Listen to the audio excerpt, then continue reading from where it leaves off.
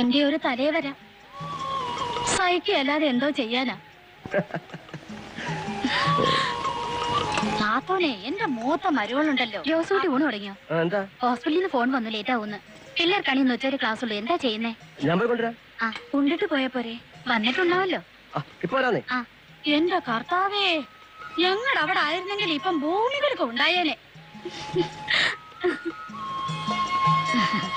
നീ ഭാഗ്യമുള്ളോടാ.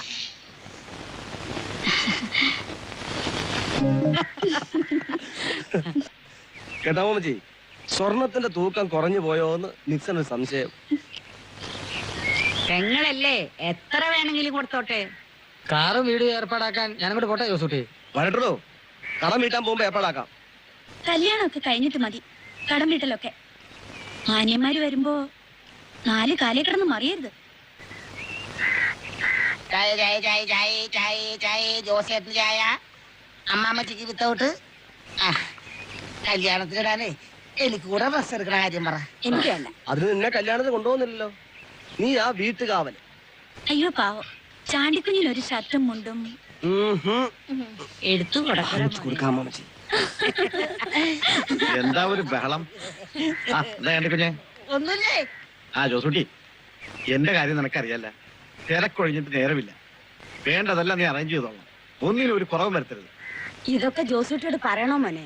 വേണ്ട, അതെനിക്കറിയാൻ പറ്റി. എന്നാലും അതല്ലല്ലോ അതിന്റെ രീതി. ഇതുകൂടി ഇരിക്കട്ടെ.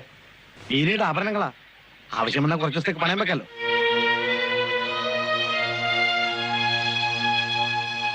വേണ്ട, പണമൊക്കെ ആവശ്യമുണ്ട്. പണയം വെച്ചതിനെ വെറുതെ പലിശ കളയുന്നത്. അതെ അതെ, പണയത്തിലേക്ക് ഇപ്പൊ എന്താ പലിശ?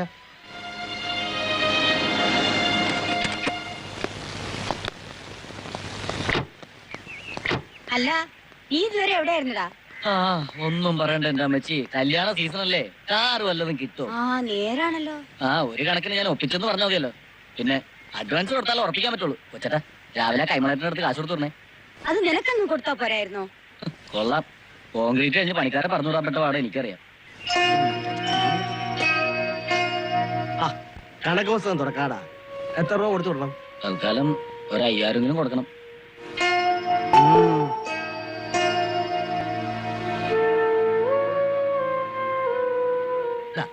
25,000 രൂപയുണ്ട്, ഇതിന് എടുക്കാലോ. വേണ്ട വേണ്ട, ആവശ്യത്തിൽ കൂടുതൽ സ്വർണ്ണം നീ തരുന്നുണ്ട്. പിന്നെ ഇത്രയും രൂപയും കൂടി നീ ചെലവാക്കണ്ട. അത് നീ വെച്ചു.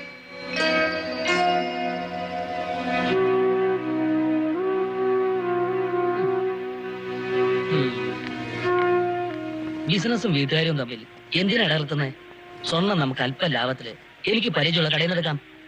അല്പ സ്വല്പം കടവും പറയാം.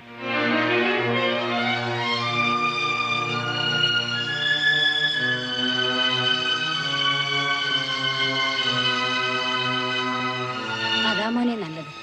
നമുക്കിപ്പോ കാശിന് കുറവൊന്നുമില്ലല്ലോ.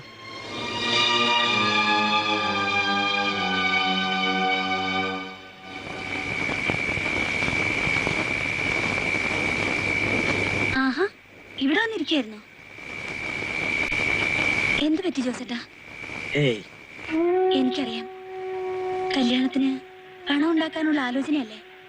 പിന്നെ തോട്ടത്തിലെ ജ്യൂസ് കൂട്ടിക്കാ പണത്തിന് ബുദ്ധിമുട്ട്. എന്തിനാ ഈ ദുരഭിമാനം? ലക്ഷങ്ങളുടെ കടത്തില നമ്മളെന്ന് അവർക്കാർക്കും അറിയില്ല. പറഞ്ഞ അവരൊക്കെ സഹായിക്കില്ലേ? ഓഹോ, സഹായിക്കുമോ? അയ്യോ, എനിക്കറിയില്ലായിരുന്നല്ലോ.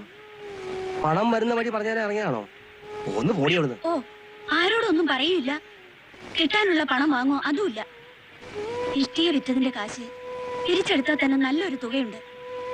വല്യേട്ടന്റെ ഏർപ്പാടിൽ തന്നെ രൂപ എത്രയാ കിട്ടാനുള്ളത്?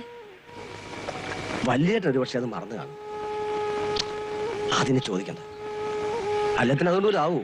വേണ്ട, ഇനി ഞാനൊന്നും പറയുന്നില്ല. എനിക്ക് ഇങ്ങനെയൊക്കെ പറ്റൂലില്ലേ കുട്ടി.